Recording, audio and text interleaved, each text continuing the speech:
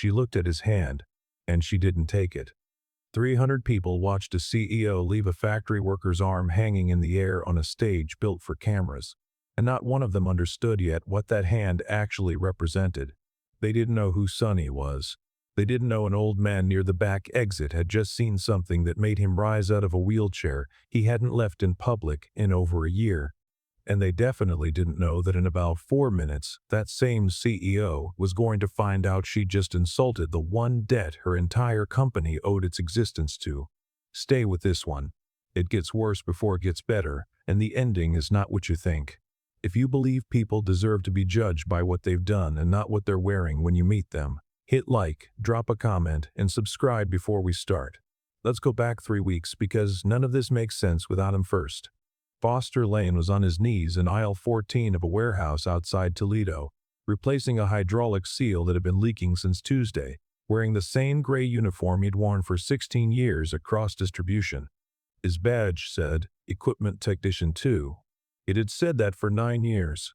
Nobody had gotten around to updating it, and Foster wasn't the kind of man who asked. Here's the part that matters. Foster wasn't just fixing forklifts. He was catching failures 2 days before they happened, quietly, alone.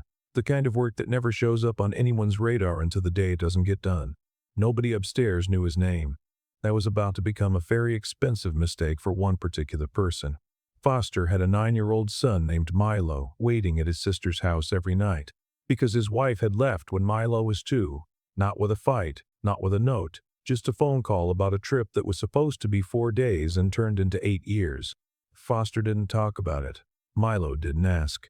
It worked, in the quiet, unglamorous way things work when two people just decide to keep showing up for each other anyway. He wasn't chasing a promotion. He was chasing a Friday paycheck that covered a soccer registration and cleats that weren't from the clearance rack.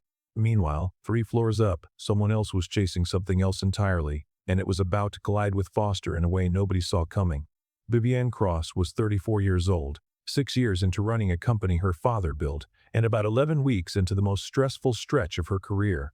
Sterling Rivers Capital wanted to take Cross Distribution public. Bigger cities, more trucks, more money than the company had ever touched. There was one condition.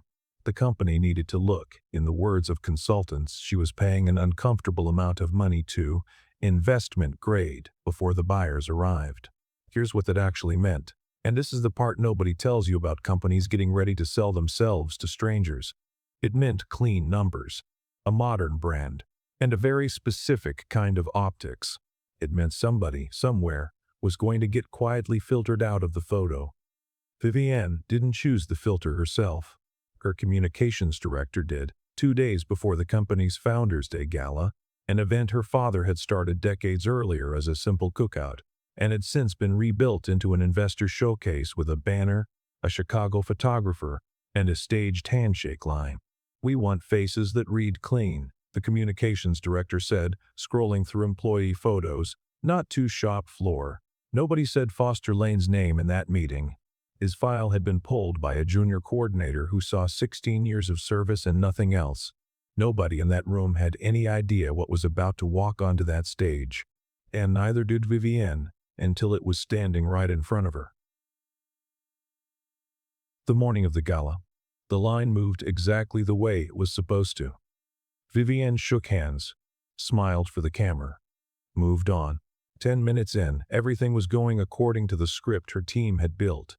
Then Foster stepped up. And here's where it goes wrong, fast. Vivienne's eyes moved across him the way eyes move down a checklist. Uniform, grease under the nails, a scar along one knuckle. Nothing dramatic, nothing anyone else would have clocked. But some tired, overcorrected instinct in her, built out of 11 weeks of being told what clean was supposed to look like, reached for the safer photo instead of the real one. She turned half a step before his hand ever reached hers. The photographer lowered his camera. The room went quiet in that specific way. A room goes quiet when everyone just watched something they weren't supposed to see. Foster brought his hand back down. He didn't say a word. He'd had a lifetime of practice not making a moment bigger than the person causing it wanted it to be. 300 people saw it happen. But only one person in that room understood exactly what it meant. And he was 80 feet away in a wheelchair. and about to do something nobody expected from him again. Now here's the part I promised you, because this is where the story stops being about a bad moment on a stage and starts being about something that happened 22 years before either of them was even in that room.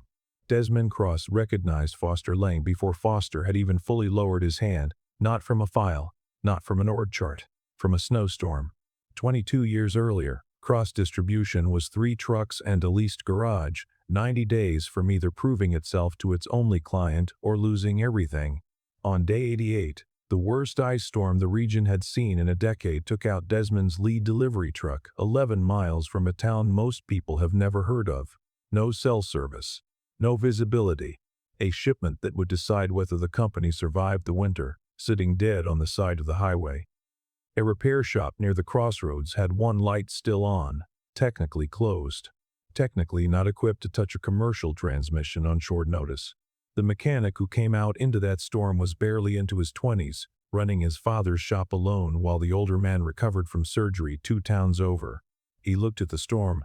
He looked at a stranger with nowhere else to go, and he said, "Pull it into the bay." He rebuilt that transmission by lantern light after the power went out at midnight, using tools that made a specific rhythmic sound Desmond still hears in his head 2 decades later. At 6 in the morning, the truck rolled out running clean. Desmond made the delivery with 4 hours to spare. He tried to pay the man properly, real money. The mechanic waved it off with one sentence Desmond has repeated at company meetings for 30 years without ever telling anyone the man's actual name. "Get home safe. That's payment enough." That mechanic's name was Walton Lane, and Desmond had spent 22 years trying to find him again, and failing, until 4 minutes ago, when he watched his own daughter refuse to shake his son's hand. Desmond gripped the arms of his wheelchair. His legs hadn't held his full weight in public in over a year. He stood up anyway.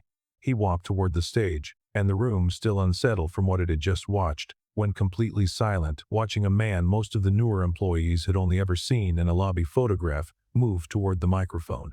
"Vivienne," he said. She turned. Whatever composed expression she'd been wearing for the cameras cracked at the sight of her father standing without his chair. "Dad, you should be sitting." "I need 5 minutes," he said. "Then you can put me back yourself." He turned to Foster. "What's your name, son?" "Foster Lane, sir." Desmond's breath caught in a way that had nothing to do with the walk. "Lane," he repeated. "Your father. Was his name Walton?" Foster went very still. "Yes, sir." "How did you?" He didn't answer right away. He reached for the microphone instead, his hand shaking visibly, steadying it against the stand. And 300 people, a photographer who had quietly started shooting again, and a CEO frozen at the edge of the stage, all watched him speak into it for the first time in years. Here's what he told them.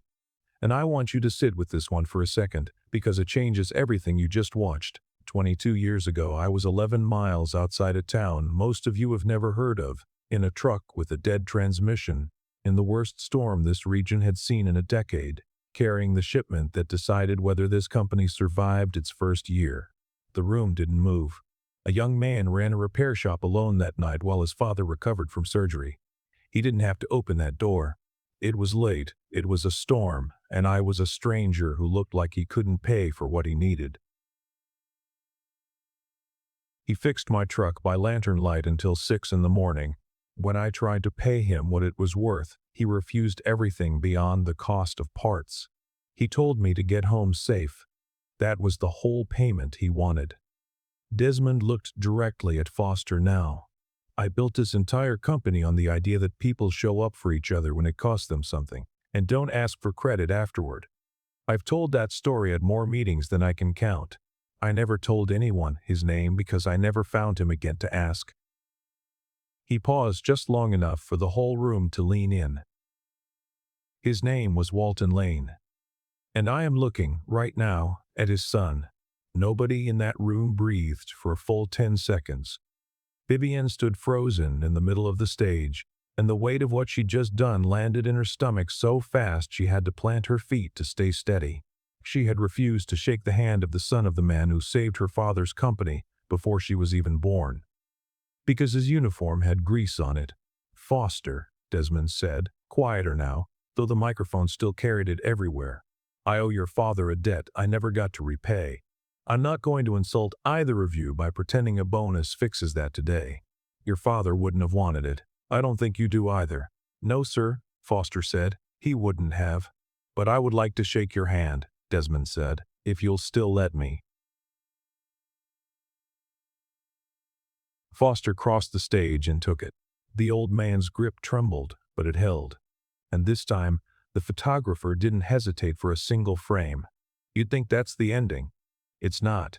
What happened over the next 48 hours is the part almost nobody expects, and it's the part that actually decides whether the story is worth anything at all. The gala ended quietly after that. No more photo line, no more shot list. The consultants near the exit were already whispering damage control language for a moment that had, against every prediction in their deck, become the realest thing anyone in that building had witnessed in years. Foster made it to his son's soccer game that same afternoon, exactly like he promised. And for the rest of that Saturday, none of it followed him home. It followed Vivian instead. She sat that evening in her father's old office, the one she'd redecorated twice trying to make it feel like hers, and found herself staring at a photo that had hung on that wall since before she started working there. Her father, younger, leaner, standing next to a delivery truck, grinning at whoever was holding the camera. She'd walked past that photo 1,000 times. She had never once asked who took it. Monday morning, she called Foster into her office. No communications director. No shot list. Just the two of them. He walked in still in uniform because nobody had told him to change, and something in Vivian noted, with a discomfort she didn't try to talk herself out of, that she had once looked at exactly that uniform and decided it wasn't the image her company wanted. I owe you an apology, she said, before he'd even sat down. Not the kind that happens in front of cameras, the real kind. Foster didn't answer right away. He'd had a lifetime of learning to wait before deciding whether a moment deserved his trust. I looked at you Saturday and decided who you were before you said a single word, she said. I've spent 6 years trying to prove I belonged in this building by chasing whatever looked clean and modern to people who've never set foot in a warehouse. I stopped seeing the people who actually run it. You were the first one I couldn't pretend not to notice. I didn't come in here for an apology, Foster said. I know, she said. I'm not finished. She slid a folder across the desk. There's a position that's been sitting open for 8 months. Director of Facilities and Safety Operations. Every consultant we've brought in assumed it needed to be filled from outside the company to look credible to a buyer. I think that thinking is exactly what almost cost me something I can't get back Saturday morning. She paused. I'd like you to take it, not because of my father, not because of Saturday, because I finally looked at your actual work history instead of your uniform, and there's nobody more qualified to hold it. Foster looked at the folder a long moment before opening it. I didn't apply for this. No, she said, but you've been doing the job in every way that matters longer than either of us realized. He read it twice. Then he looked up. Milo has a pickup time, 3:15, every day. That's non-negotiable, board meetings or not. Then it's not negotiable, Vivian said, without a beat of hesitation, and meant it in a way she wouldn't have known how to mean it 6 years earlier.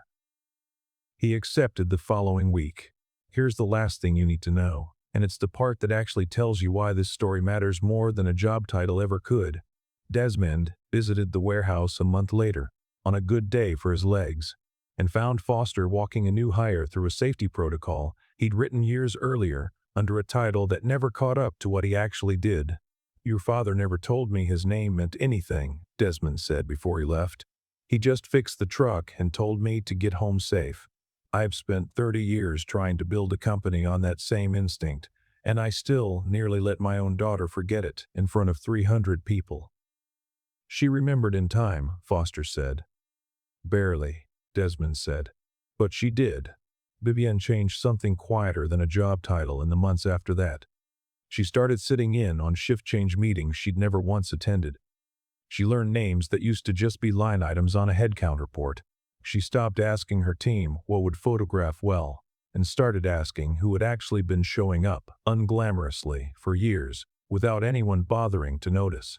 The deal closed 6 months later, on a timeline that ended up being less about polished optics, and more about a company that could finally explain, honestly, what it had actually been built on.